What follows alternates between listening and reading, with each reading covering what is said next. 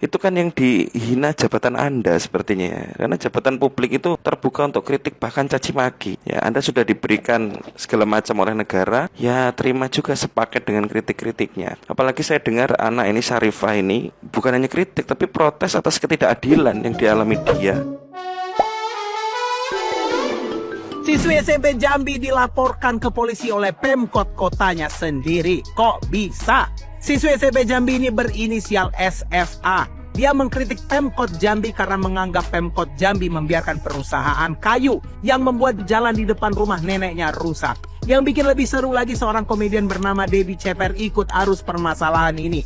Debbie dilaporkan oleh SFA karena komentarnya di sosmed dianggap melecehkan SFA. Bahkan SFA menganggap kalau Debbie Ceper adalah influencer Pemkot Jambi.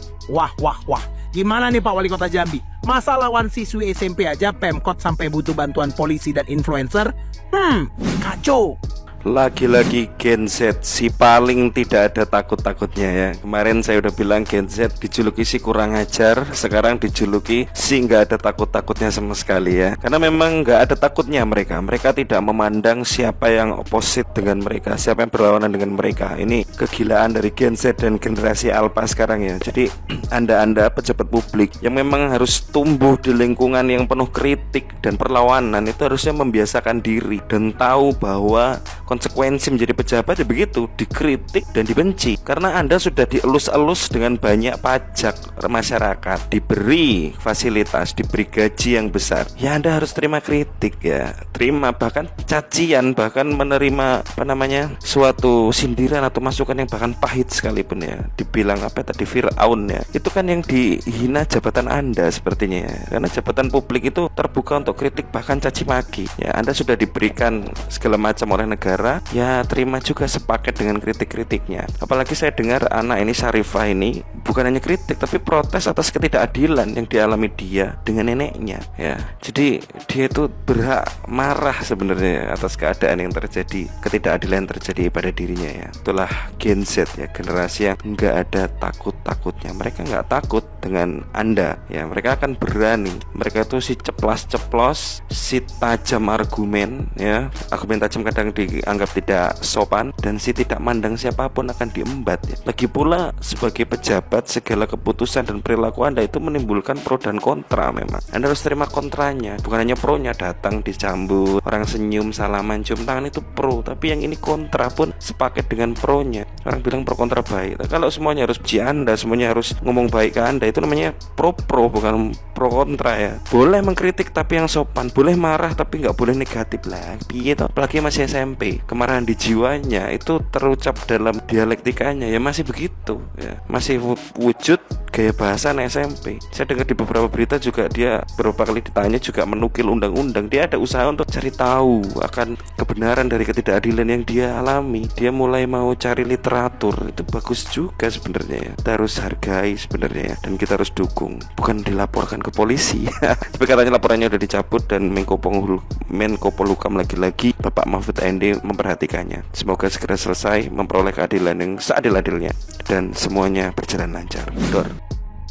Apakah kalian ikuti dan kalian tahu terkait dengan berita yang sedang hangat dan viral diperbincangkan karena siswa SMP atas nama Fadia melawan ketidakadilan, menyuarakan ketidakadilan di kota Jambi. Setelah kemarin rame-rame di beberapa tempat mulai berani bersuara, hari ini siswi SMP juga berani bersuara akibat ketidakadilan yang dialami oleh keluarganya, terutama neneknya, yang notabene neneknya itu adalah seorang pejuang veteran. Di sisi lain, justru Fadia menjadi korban atau ditersangkakan akibat kritikan-kritikan selama ini terhadap Pemkot Jambi, yang kemudian kalau kita lihat ada juga influencer yang disebut komika lah gitu ya, yang sering muncul, yang kemudian dia menyebut Fadia juga sebagai seorang pelacur dan sebagainya. Nah, dalam konteks kali ini kita harus kawal Fadia, teman-teman semua, karena tidak mungkin siswi SMP berjuang sendirian dan melawan ketidakadilan, terutama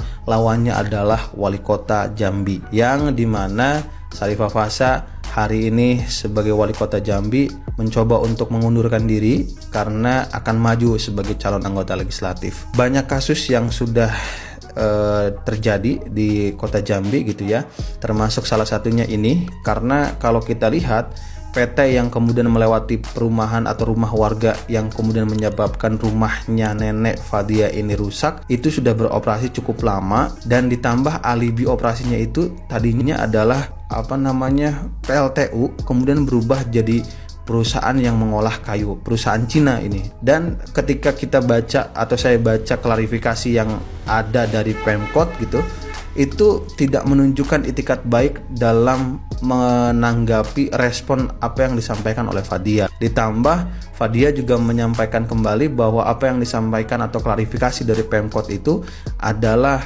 hoax, karena tidak pernah 3 kali perusahaan itu datang ke rumah, yang ada hanya 1 kali, dan Fadia sendiri tidak menyebutkan angka yang diminta oleh nenek Hafsah ini atau neneknya Fadia ini 1,3 miliar, tapi memang itu adalah kalkulasi dari kerugian yang selama ini dialami. Jadi positioning saya pribadi, saya mendukung Fadia untuk mencari keadilan, dan saya meminta stakeholder serta pemangku kekuasaan dan hukum yang berlaku itu harus adil gitu ya. Dan kemudian kalau memang terjadi kong-kalingkong antara Pemkot Jambi dengan perusahaan dari Cina ini, coba dibongkar secara real sehingga akan tahu siapa yang salah di sini. Kita dukung dan kawal terus Fadia mendapatkan keadilan.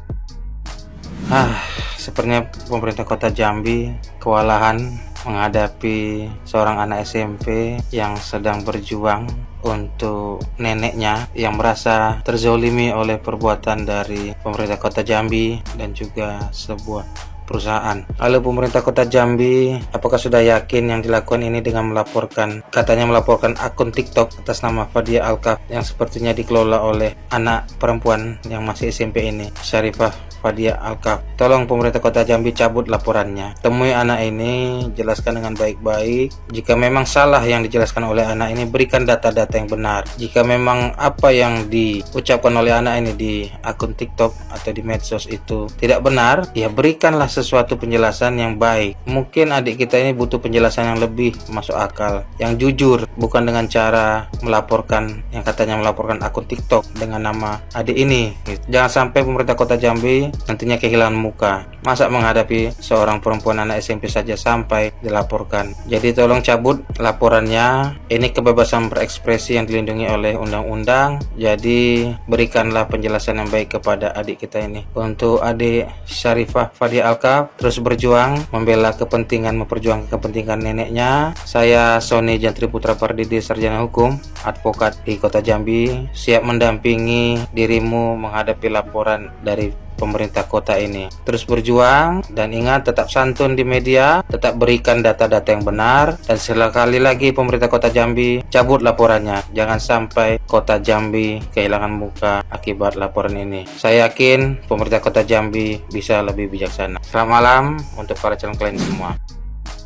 Sarifah Fadia Alkaf, seorang siswi SMP Negeri Kota Jambi, dilaporkan oleh Kabag Hukum Pemkot Jambi dengan pasal berlapis karena memperjuangkan keadilan untuk neneknya dan video-videonya yang mengkritik Pemkot Jambi. Sarifah menyampaikan kata-katanya dengan sopan, tertata, dan sangat cerdas untuk seorang siswi SMP. Semoga Presiden Jokowi berkenan mengangkatnya sebagai anak.